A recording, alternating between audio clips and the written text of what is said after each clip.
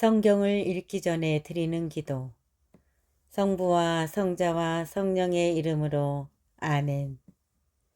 성경 안에서 우리를 친절히 만나주시는 아버지, 넘치는 성령의 빛으로 내 눈을 열어주시어 당신의 빛을 보게 하시고, 내 귀를 열어주시어 당신의 말씀을 듣게 하시며, 내 마음을 열어주시어 당신의 생명을 받아 안게 하소서. 그리하여 말씀의 신비가 얼마나 넓고 높고 깊은지 깨달아 알고 인간의 모든 지식을 초월한 그리스도의 사랑에 대한 뜨거운 감동으로 내 모든 일상생활 가운데 새로운 기쁨과 당신의 능력이 빛나게 하여 주시며 내 모든 교우들과 함께 당신의 영광을 찬미하게 하소서. 아멘. 성부와 성자와 성령의 이름으로 아멘. 11장 리시아스를 물리치다. 그 뒤 얼마 되지 않아 바로 임금의 후견인이며 친척으로서 행정을 맡은 리시아스가 이 사건 때문에 몹시 속이 상하여 보병 약 8만 명과 온 기병대를 소집하여 유다인들에게 진군해 왔다. 그는 이 도성을 그리스인들의 거주지로 만들어 이교도들의 신전처럼 성전에도 세금을 부과하고 해마다 대사제직을 돈을 받고 팔 작정이었다. 그는 하느님의 권능을 조금도 아랑곳하지 않고 보병 수만 명과 기병 수천 명과 코끼리 80마리로 기세가 등등해 있었다. 이렇게 그는 유다에 진입하여 예루살렘에서 5스코이노스쯤 떨어진 곳에 튼튼하게 방비되어 있는 배추로로 다가가 그것을 압박해 들어갔다. 마카베오와 그의 군사들은 리시아스가 그 요새를 포위하였다는 보고를 받고 주님께서 훌륭한 천사를 보내시어 이스라엘을 구원해 주십사 하고 온 백성과 더불어 탄식과 눈물로 애원하였다. 마카베오와 그의 군사들은 리시아스가 그 요새를 포위하였다는 보고를 받고 주님께서 훌륭한 천사를 보내시어 이스라엘을 구원해 주십사고 온 백성과 더불어 탄식과 눈물로 애원하였다. 그러고 나서 마카베오는 자기가 먼저 무장을 한 다음 어떠한 위험이라도 무릅쓰고 자기와 함께 형제들을 도우러 가자고 다른 이들에게 권유하였다. 그러자 그들은 다 함께 열렬한 마음으로 돌진해 갔다. 그들이 아직 예루살렘 근처에 있을 때 말을 탄 기사가 흰옷을 입고 황금 무기를 휘두르며 그들 앞에 나타났다. 그러자 모든 이가 다 함께 자비하신 주님을 찬양하였다. 그리고 사기가 충전하여 사람뿐만 아니라 가장 사나운 짐승과 새로 만든 성벽까지도 처붓을 준비를 갖추었다. 이렇게 주님께서 자비를 베푸셨으므로 그들은 하늘에서 내려온 이 동맹군과 함께 전투 대열을 갖추고 나아갔다. 그리고 사자처럼 적들에게 뛰어들어 보병 11,000명과 기병 1,600명을 쓰러뜨렸다. 그래서 남은 자들은 모두 달아날 수밖에 없었다. 그들은 거의 다 상처를 입고 알몸으로 빠져나가 목숨을 건졌다. 리시아스 자신도 수치스럽게 달아나 목숨을 건졌다. 리시아스의 화친 제안을 받아들이다. 리시아스는 어리석은 사람이 아니었다. 그는 자기가 당한 패배를 곰곰이 생각한 끝에 히브리인들은 능력을 지니신 하느님을 동맹군으로 모시기 때문에 싸워 이길 수 없는 민족임을 깨닫게 되었다. 그래서 그들에게 사절을 보내어 모든 일을 정당하게 처리하자고 설득하면서 자기가 임금을 설득하여 반드시 그들과 벗이 되도록 만들겠다고 하였다. 마카베오는 민족의 이익을 생각하여 리시아스가 제안한 모든 사항에 동의하였다. 마카베오가 유다인들에게 관하여 리시아스에게 문서로 요구한 것을 임금이 모두 승인하였기 때문이다. 리시아스가 유다인들에게 보낸 편지. 유다인들에게 써보낸 리시아스의 편지 내용은 이러하였다. 리시아스가 유다 백성에게 인사합니다. 여러분이 파견한 요한과 압살롬은 여러분이 서명한 문서를 내놓으면서 그 안에 제시된 여러 가지 사항을 요구하였습니다. 그래서 나는 임금님께 올려야 할 사항을 모두 알려드렸고 임금님께서는 가능한 것은 무엇이나 다 승인하셨습니다. 여러분이 정부에 계속 호의를 보이면 나도 앞으로 여러분의 복지를 위하여 노력하겠습니다. 세부 사항에 관해서는 이 사람들과 또 내가 파견하는 이들이 여러분에게 가서 상의하도록 지시하였습니다. 안녕히 계십시오.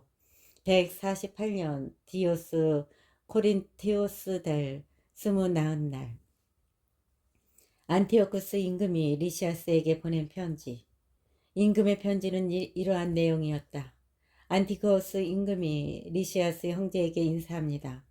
우리의 부왕께서 신들의 반열에 드신 이때 우리 왕국의 신민들은 아무런 동의 없이 저마다 생업에 전념하기를 바랍니다. 우리는 유다인들이 부왕의 정책과 달리 그리스식 간습에 동의하지 않고 자기들의 생활 양식을 선호하여 자기들의 간습을 승인해달라고 요청한다는 보고를 들었습니다.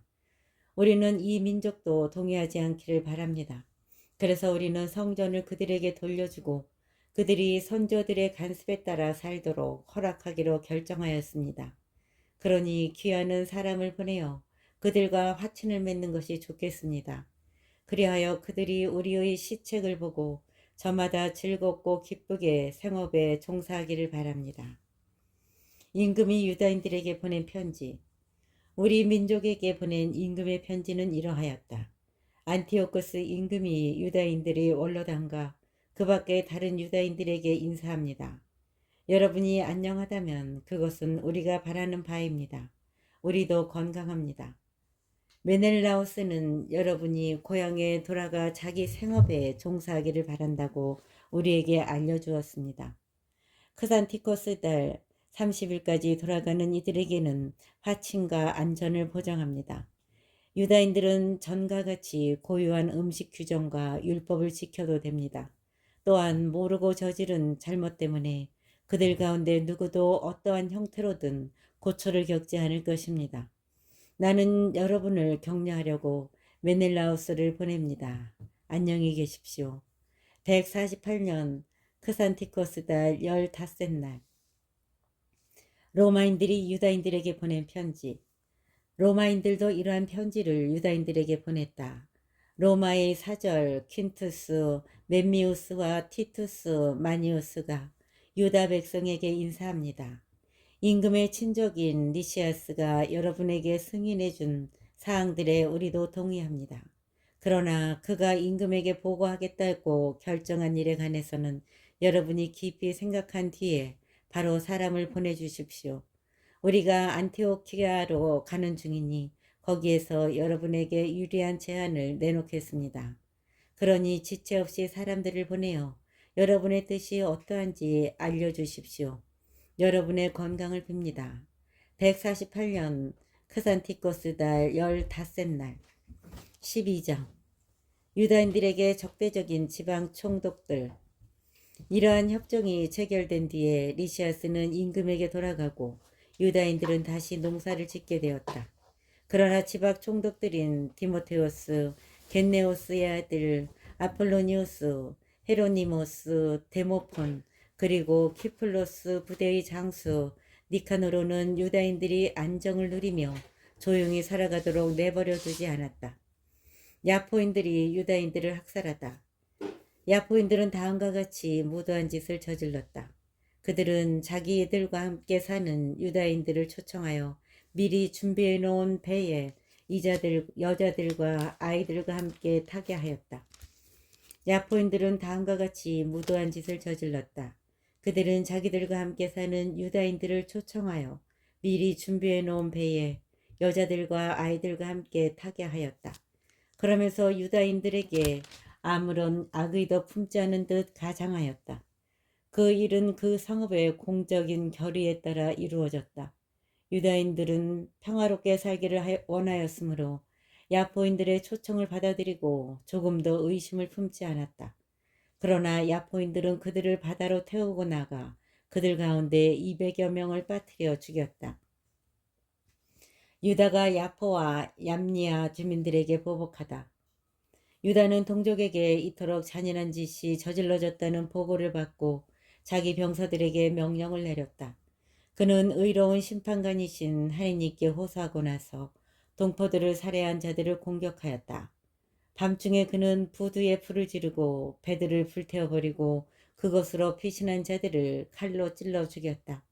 그러나 그것의 성문이 닫혔으므로 나중에 다시 와서 야포 시민들을 섬멸해 버리겠다고 생각하며 철수하였다.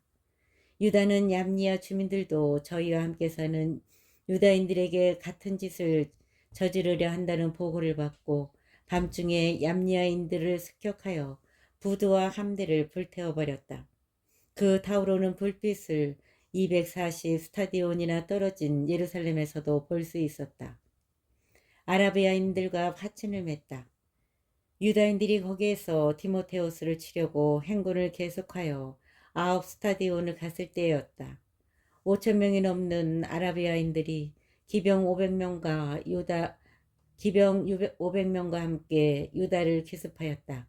유다와 그의 군사들은 격전 끝에 하느님의 도우심으로 승리를 거두었다.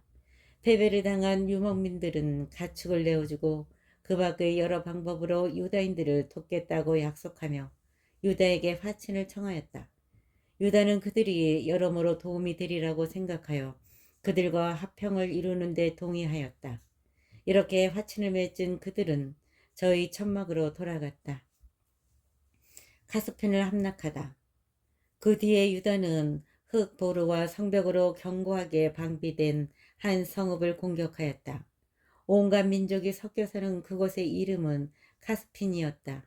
그 안에 있는 자들은 튼튼한 성벽과 비축해둔 양식을 믿고 유다와 그의 군사들에게 몹시 무례한 행동을 하며 모욕할 뿐만 아니라 하느님을 모독하고 입에 담지 못할 말을 짓거려댔다.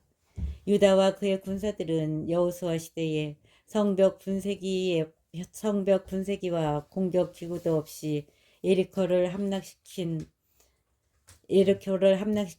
온 세상의 위대하신 지배자께 간청을 올리고 나서 성벽을 향하여 맹렬히 돌진하였다. 유다와 그의 군사들은 여호수아 시대에 성벽 분쇄기와 공격 기구도 없이 예리코를 함락시키신 온 세상의 위대하신 지배자께 간청을 올리고 나서 성벽을 향하여 맹렬히 돌진하였다. 하느님의 뜻에 따라 그 성읍을 점령한 그들은 헤아릴 수 없이 많은 사람을 죽였다. 그리하여 너비가 2 스타디온이나 되는 붉은 호수가 흘러드는 피로 가득 찬 것처럼 보였다. 디모테우스를 쳐 이기다. 유다인들은 거기에서 750 스타디온을 가서 토빈이라고도 하는 유다인들이 사는 카락스에 이르렀다.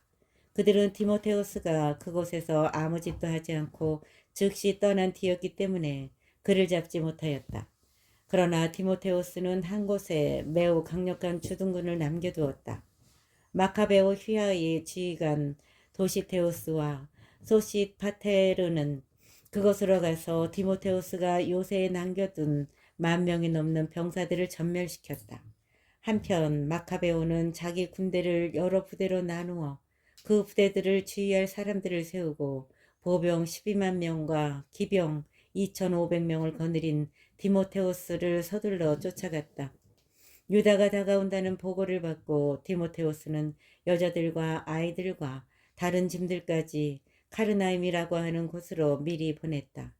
그 지방은 통로가 모두 좁아서 포위하기도 어렵고 다가가기도 어려운 곳이었다. 그러나 유다의 선봉 부대가 나타나자 적군은 공포와 두려움에 사로잡혔다. 모든 것을 보시는 분도 그들에게 나타나셨기 때문이다. 그래서 적군은 서둘러 달아나다가 저희끼리 부상을 입히기도 하고 칼끝에 찔리기도 하였다. 유다는 아주 맹렬히 추격하여 그 악한들을 칼로 쳐서 3만 명가량 죽였다. 디모테우스 자신은 도시테우스와 소시파테르의 군사들에게 붙잡혔다. 그러나 그는 그들 대부분의 부모와 형제들이 자기 밑에 붙잡혀 있어서 그 사람들이 무시를 당하는 일이 일어날 수도 있다며 매우 교묘한 말로 자신을 산채로 풀어주도록 요청하였다. 디모데후스가 가진 말로 그 사람들을 무사히 돌려보내겠다고 확실히 맹세하였으므로 유다인들은 저희 동포들을 구하려고 그를 놓아주었다. 유다가 계속하여 승리하다. 그 뒤에 유다는 카르나임과 아타르가티스 신전으로 진군하여 그곳에서 적 2만 5천 명을 죽였다. 그 뒤에 유다는 카르나임과 아타르가티스 신전으로 진군하여 그곳에서 적 2만 5천 명을 죽였다. 이렇게 그들을 쳐 이겨 부순 다음 온갖 민족이 사는 견고한 성읍 에프론으로 행군하였다. 그 성벽 앞에는 건장한 젊은이들이 배치되어 그것을 든든하게 지켰으며 또 거기에는 많은 전쟁 기구와 투석기가 갖추어져 있었다. 그러나 유다인들은 어떠한 적군의 병력도 큰 힘으로 부수어 버리시는 지배자께 간청을 올리고 나서 그 성읍을 장악하고 그 안에 있는 2만 5천 명가량을 쓰러뜨렸다. 유다인들은 다시 그곳을 떠나 예루살렘에서 600 스타디온 떨어진 스키토폴리스로 서둘러 이동하였다. 그러나 그곳에 사는 유다인들은 스키토폴리스인들이 자기들에게 호의를 베풀고 불행할 때에도 친절히 대해주었다고 증언하였다. 그래서 유다인들은 그들에게 감사의 뜻을 전하고 앞으로도 자기 민족에게 잘해달라고 당부하였다. 그러고 나서 주간절 축제가 가까웠을 때에 예루살렘에 이르렀다. 오순절이라고 하는 축제를 지닌 다음 그들은 이두메아의 총독 고르기아스를 치려고 서둘러 떠났다. 고르기아스는 보병 3,000명과 기병 400명을 거느리고 나왔다. 교전하는 동안에 몇몇 유다인이 쓰러졌다. 바케노르의 군사 가운데 도시테오스라는 이가 있었는데 그는 건장한 기병이었다. 그가 고르기아스를 잡고 그의 겉옷을 힘껏 끌어당겼다. 저주받은 그자를 사로잡고 싶었던 것이다. 그때에 트라케 기병 하나가 도시테오스를 덮치며 그 어깨를 칼로 내리쳤다. 그 사이에 고르기아스는 마레사로 달아났다. 에즈리와 그의 군사들이 오랜 싸움 끝에 몹시 지쳤으므로 유다는 주님께 자기들의 동맹군이며 전투의 지휘자로서 나타나 주십사고 간청하였다. 그러고 나서 조상들의 언어로 찬미가를 부르고 함성을 지르며 고르기아스의 군대를 기습하여 패주시켰다. 전사자들을 위하여 속죄 제물을 바치다. 그 뒤에 유다는 군대를 몰아 아둘람 성으로 갔다. 7째 날이 다가오자 그들은 간습대로 몸을 정결하게 하고 그곳에서 안식일을 지냈다.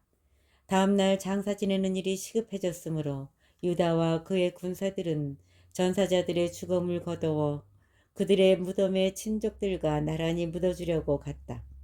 그런데 죽은 자들마다 그 옷 속에서 율법으로 유다인들에게 금지된 얌니아 우상들의 패가 발견되었다.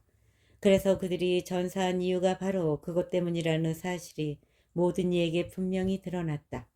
그들은 모두 숨겨진 일들을 드러내시는 의로운 심판관이신 주님의 방식을 찬양하였다.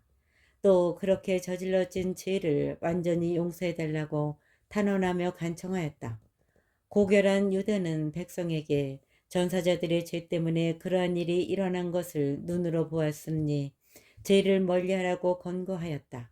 그런 다음 각 사람에게 모금을 하여 속죄의 제물을 바쳐달라고 은 2천 드라크마를 예루살렘으로 보냈다. 그는 부활을 생각하며 그토록 훌륭하고 숭고한 일을 하였다. 그가 전사자들이 부활하리라고 기대하지 않았다면 죽은 이들을 위하여 기도하는 것이 쓸모없고 어리석은 일이었을 것이다. 그러니 경건하게 잠든 이들에게는 훌륭한 상이 마련되어 있다고 내다보았으니 참으로 거룩하고 경건한 생각이었다.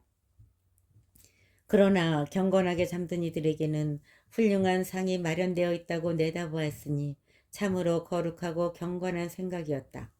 그러므로 그가 죽은 이들을 위하여 속죄를 한 것은 그들이 죄에서 벗어나게 하려는 것이었다.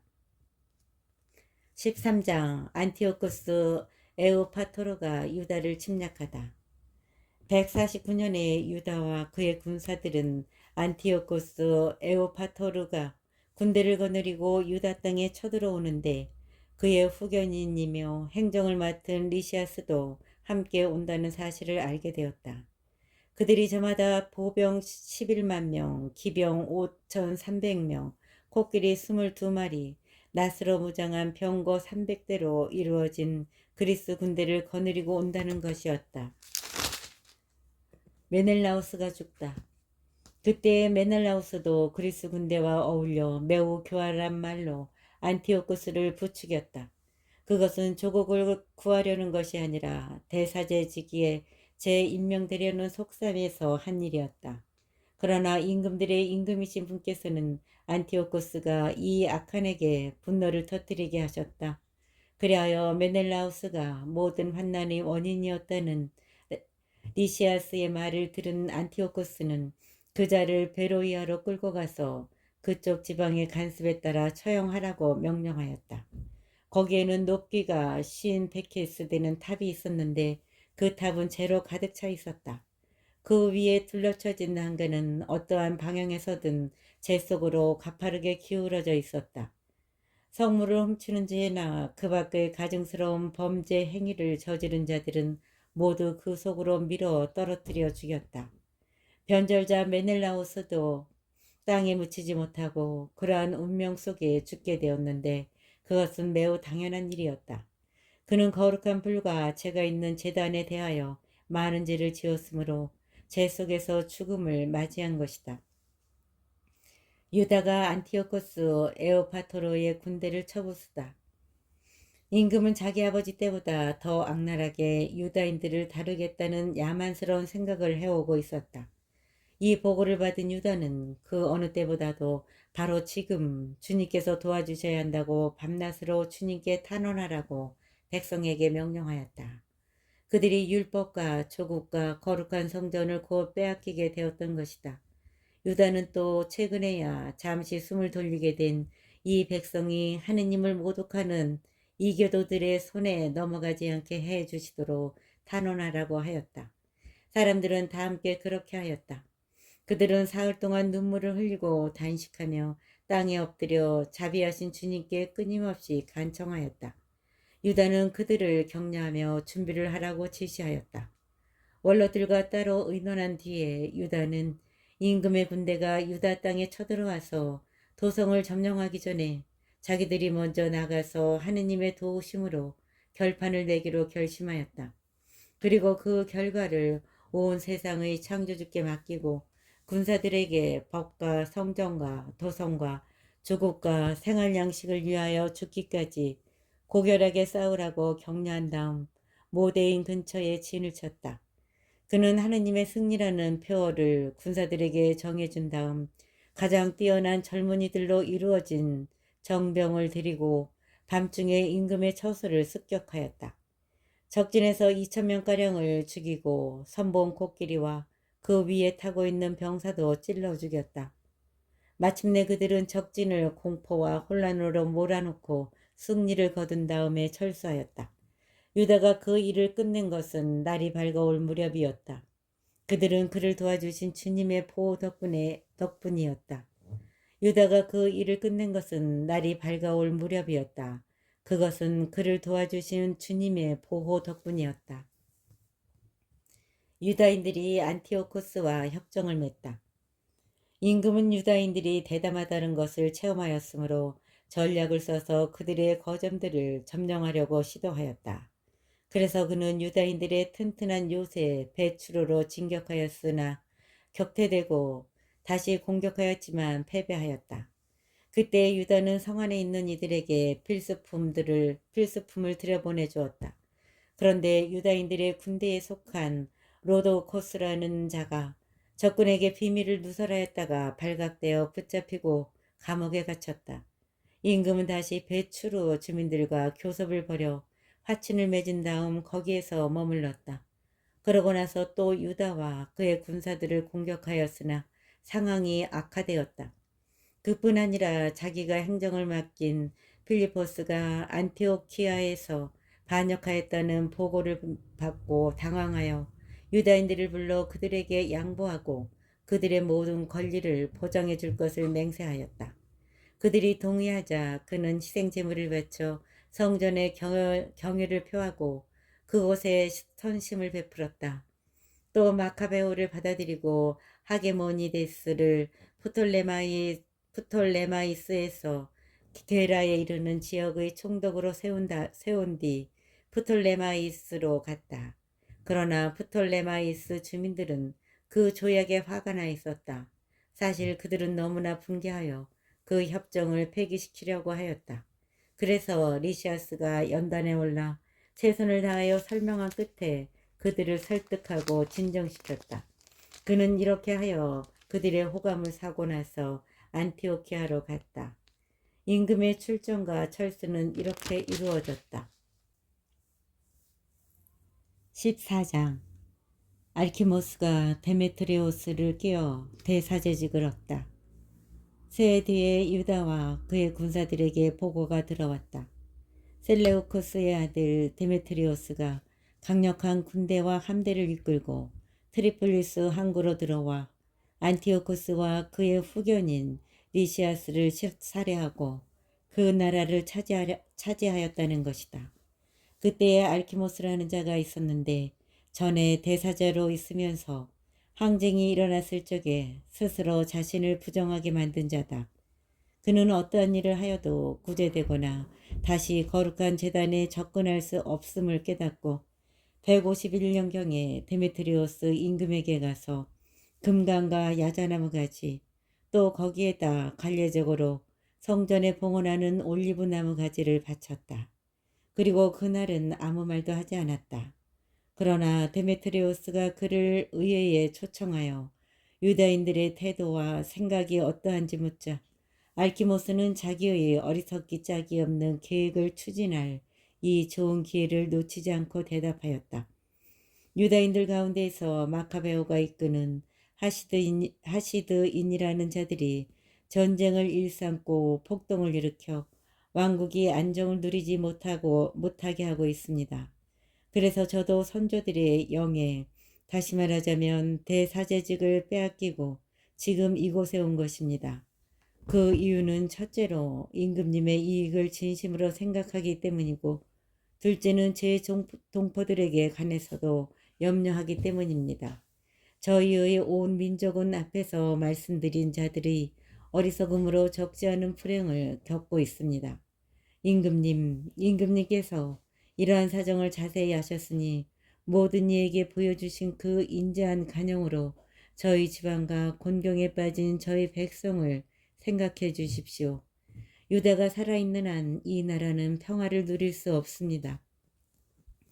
알케모스가 이러한 말을 마치자마자 유다에게 적의를 품고 있던 임금의 나머지 벗들도 데메트리오스의 화를 부추겼다. 데메트리오스는 곧바로 코끼리 부대의 장수 니카노르를 유다 지방 총독으로 임명하여 파견하면서 유다를 살해하고 그의 부하들을 해산시킨 다음 알키모스를 그 대성전에 대사제로 세우라는 명령을 내렸다. 유다를 피하여 달아났던 유다 지방의 이교도들은 유다인들의 불행과 재난이 곧 자기들의 번영이라고 생각하며 때를 지어 니카노르와 합세하였다. 유다가 니카노르와 조약을 맺다. 유다인들은 니카노르가 올 뿐더러 이교도들까지 그와 합세하였다는 소식을 듣고 머리 위에 흙을 뿌리고 당신의 백성을 영원히 세워주시고 친히 나타나시어 당신의 몫인 이 백성을 언제나 도와주시는 하느님께 간구하였다. 그러고 나서 지도자가 명령을 내리자 그들은 바로 그것을 떠나 데사우라는 마을에서 적군과 마주쳤다. 유다의 형 시몬은 니카노르와 맞서 싸우게 되었는데 적군이 갑자기 들이닥치는 바람에 천천히 물러설 수밖에 없었다. 그러나 니카노르는 유다와 그의 병사들이 용감하고 조국을 위하여 맹렬히 싸운다는 말을 듣고 혈전으로 결판내기를 꺼렸다. 그래서 그는 포시도니오스와 데오도투스와 마타티아스를 파견하여 유다인들과 화친을 맺게 하였다. 그래서 그는 포시도니오스와 데오도토스와 마타티아스를 파견하여 유다인들과 화친을 맺게 하였다. 지도자가 이 일을 충분히 검토하여 병사들에게 알려주자 모두 찬성하는 것으로 보였다. 그리하여 그들은 조약에 동의하였다. 양쪽 지도자들은 단독으로 만날 날을 정하였다. 양쪽에서 수레가 한 대씩 나와 자리를 마련하였다. 유다는 적군이 갑자기 배신할 것에 대비하여 적절한 장소에 무장한 병사들을 준비시켜 두었다. 그러나 회담은 순조롭게 이루어졌다. 니카노르는 예루살렘에서 지내면서 부당한 일을 하지 않았으며 제 주변에 떼지어 모여들었던 무리도 해산시켰다. 그리고 유다를 언제나 자기 앞에 있게 하였다. 이 사람에게 마음이 끌렸던 것이다. 그는 또 유다에게 혼인하여 자녀를 낳으라고 권고하였다. 그래서 유다는 혼인하여 자리를 잡고 평범한 삶을 살아갔다. 알케모스의 모략으로 유다와 니카노르가 갈라지다. 니카노르와 유다가 서로에게 호의를 가지고 있다는 사실을 니카노르와 유다가 서로에게 호의를 가지고 있다는 사실을 안 알키모스는 그들이 맺은 조약서를 들고 데메트리오스 임금에게 가서 니카노르가 나라의 반역자인 유다를 후계자로 삼았으니 국책에 반대되는 일을 꾸민 것이라고 말하였다. 임금은 화가 났다. 이 간악한 자의 중상모략에 넘어가 흥분한 그는 니카노르에게 편지를 보내요.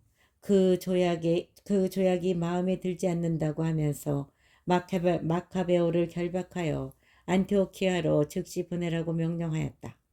이 명령이 니카노르에게 전해지자 그는 아무 잘못도 저지르지 않은 사람과 맺은 협약을 무효로 하게 된 데 당황하고 슬퍼하였다.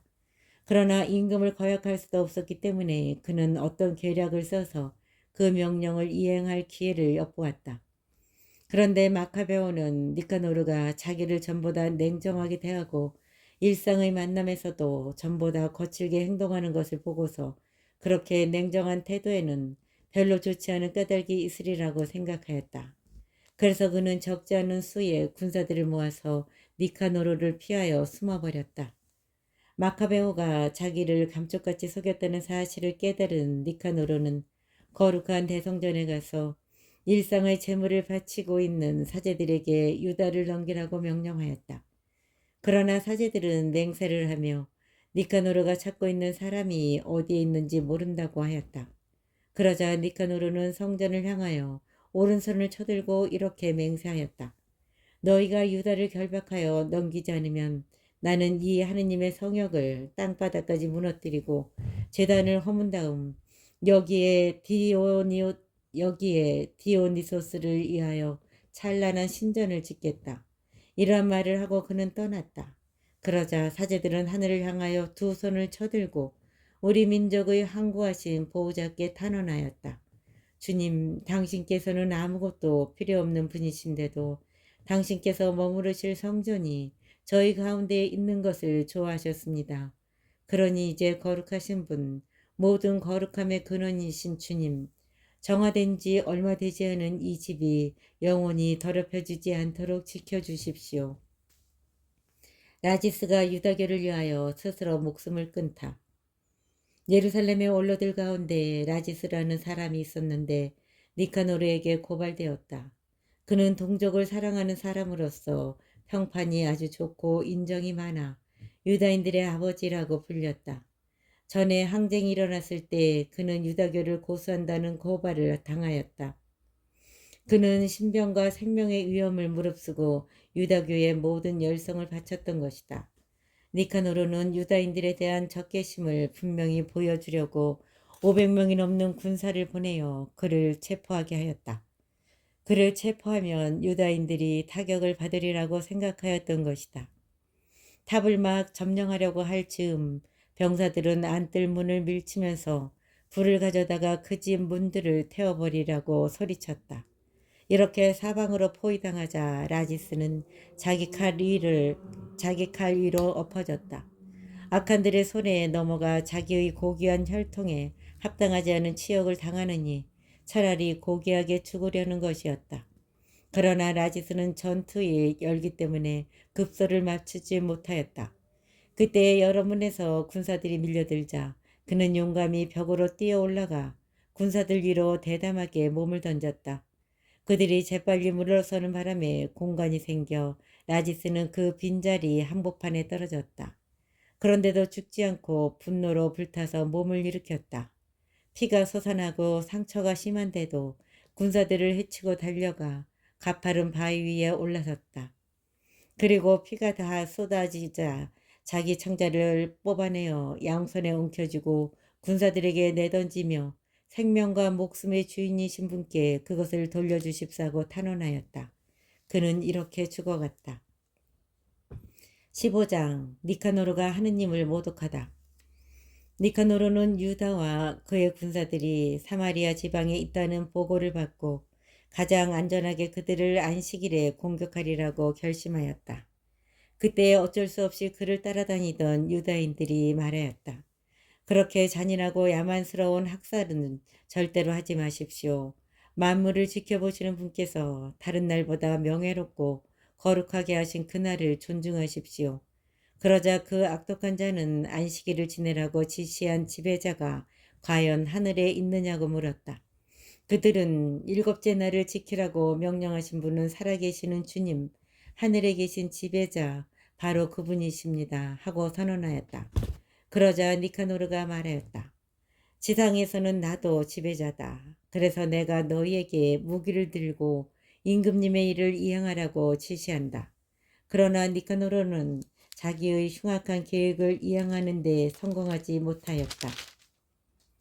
유다가 부하들을 격려하고 꿈에 본 영상을 설명하다. 극도의 교만으로 거들먹거리는 니카노르는 유다와 그의 군사들에 대한 공공 승전비를 세우겠다고 결정하였다. 그러나 마카베오는 주님께 도움을 받으리라는 큰 희망과 항구한 신뢰를 가지고 있었다. 그래서 자기 군사들에게 전에 하늘에서 내린 도우심을 명심하여 이 민족들의 공격을 겁내지 말고 이번에도 전능하신 분께서 그들에게 승리를 주실 것으로 기대하라고 격려하였다. 그는 율법서와 예언서의 말씀으로 그들의 용기를 북돋우고 또 지금까지 이겨온 전투들을 상기시켜 그들의 사기를 드높였다. 이렇게 유다는 사기를 북돋아주고 나서 지시를 내림과 동시에 이교도들의 배신과 서약 위반을 지적하였다. 이렇게 그는 군사 하나하나를 방패와 창보다는 훌륭한 격려와 말로 무장시켰다. 그리고 아주 믿을 만한 꿈을 이야기해 주어 그들을 모두 기쁘게 하였다. 그가 본 영상은 이러하였다. 대사자였던 오니아스가 나타나 두 손을 쳐들고 유다인들의 온 공동체를 위하여 기도하고 있었다. 그는 고귀하고 선량한 사람으로서 행동이 점잖고 태도가 온유하며 언변이 뛰어날 뿐 아니라 어릴 때부터 모든 덕을 열심히 실천해온 사람이었다. 이어서 위험에 처한 백발노인이 같은 방식으로 나타났는데 놀랍고 아주 장엄한 품위가 그를 감싸고 있었다. 그때 오니아스가 이렇게 말하였다. 동족을 사랑하시는 이분은 하느님의 예언자 예레미야로서 백성과 거룩한 도성을 위하여 열심히 기도해 주시는 분이시다. 예레미야는 오른손을 내밀어 유다에게 금칼을 주었다. 그러고 나서 이렇게 말하였다. 하느님의 선물인 이 거룩한 칼을 받아라. 그리고 이 칼로 적들을 물리쳐라. 유다인들이 니카노르를 쳐 이기다.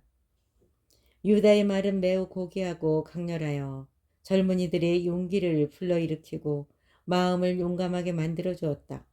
그 말에 힘이 솟은 그들은 전열을 갖추어 싸우는 대신에 용감히 돌진하여 아주 용맹한 백병전으로 결판을 내리라고 작정하였다. 도성과 거룩한 기물들과 성전이 위험에 빠졌기 때문이다. 그들에게는 여자들과 아이들 그리고 형제들과 친척들이 그리 중요하지 않았다. 오히려 성별된 성전에 대한 걱정이 가장 크고 또 으뜸가는 것이었다. 도성에 남아있던 이들도 들판에서 벌어질 전투를 염려하며 매우 불안해하였다. 사람들은 모두 다가오는 결전을 기다리고 있었다. 적군이 이미 가까이 다가와 병사들은 전열을 갖추고 코끼리들은 유리한 지점에 또 기병들은 양쪽으로 배치되었다. 눈앞의 대군과 갖가지 무장과 사나운 코끼리들을 본 마카베오는 하늘을 향하여 두 손을 쳐들고 기적을 일으키시는 주님께 단언하였다. 승리는 그분의 결정에 따라 합당한 이들에게 주어지는 것이지 무기로 얻는 것이 아님을 그는 알고 있었던 것이다. 그는 이렇게 단언하였다. 주님, 당신께서는 유다 임금 히즈키야 때에 당신의 천사를 보내시어 사내립의 군대에서 18만 5천 명가량을 죽이셨습니다. 하늘의 지배자님, 이제 다시 선한 천사를 보내시어 저희 앞에 서서 공포와 전율을 일으키게 해 주십시오. 당신을 모독하며 당신의 거룩한 백성에게 다가오는 자들을 당신을 모독하며 당신의 거룩한 백성에게 다가오는 자들을 당신의 위대하신 팔로 무찔러 주십시오. 이러한 말로 그는 기도를 마쳤다.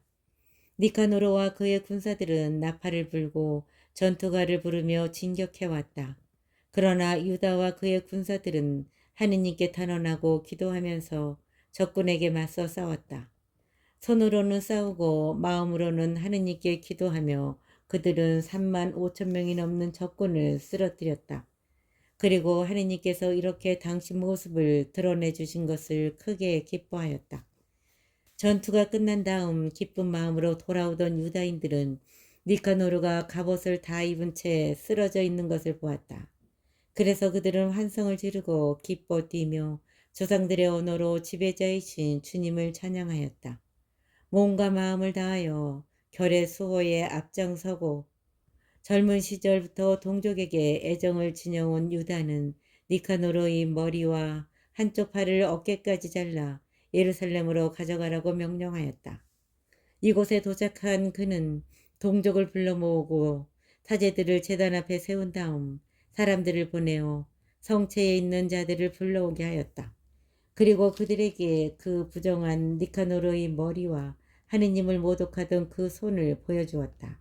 그자는 전능하신 분의 거룩한 집을 거슬러 그 손을 뻗치며 거만을 떨었던 것이다.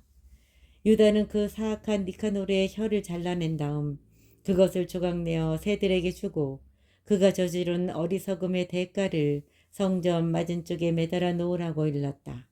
사람들은 모두 하늘을 우러러 당신을 드러내신 주님을 이렇게 찬양하였다. 당신의 거처가 더럽혀지지 않도록 지켜주신 분께서는 찬양받으소서. 유다는 니카노르의 머리를 성체에 매달아 모든 사람에게 주님의 도우심을 드러내는 확실하고 분명한 표징이 되게 하였다. 그들은 모두 이날을 결코 그냥 지나치지 말고 기념일로 지내자고 공적인 결의에 따라 정하였다. 그날은 12번째 달, 아람 말로는 아데르 달 14날이며 모르드카이의 날 하루 전날이었다. 맺은 말. 니카노르에 관한 이야기는 이렇게 끝난다. 그리고 그때부터 히브리인들이 이 도성을 장악하게 되었다. 나도 여기에서 이야기를 마치려고 한다. 이 글이 좋고 훌륭하게 되었으면 내가 바라던 것이고 보잘것없이 변변치 않게 되었더라도 나로서는 최선을 다한 것이다. 포도주만 마시는 것이 해롭듯이 물만 마시는 것도 해롭다. 그러나 물을 섞은 포도주는 달콤한 기쁨을 자아낸다. 포도주만 마시는 것이 해롭듯이 물만 마시는 것도 해롭다. 그러나 물을 섞은 포도주는 달콤한 기쁨을 자아낸다. 이와 마찬가지로 잘 짜여진 이야기는 그 글을 읽는 이들의 귀를 즐겁게 한다. 여기가 끝이다.